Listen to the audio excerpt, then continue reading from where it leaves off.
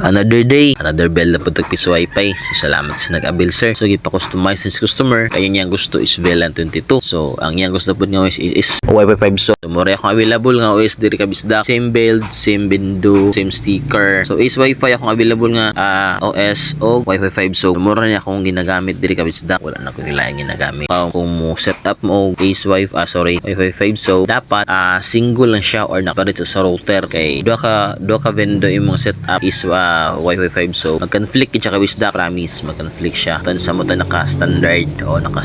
So maayo is separate siya router or imo siyang ipuli-puli. So ana lang akong diskarte para walay ka kung naman na clip kung namoy nakuha mo dito mga usa ka share tabak sa to kabisda. Ana ra post ra og mga tips ug trick para naamoy idea kabisda kung mag-DIY mo belts ug piso wifi. Ana ra ara po kay mga diagram ani ako lang gipang post atong una-una. So nakalimit na nag 3 MB. Goods kaya ang Wi-Fi 5. Wala ko yung masabi sa per nila. Bless and love, may buntag. Daghang salamat sa nag-order.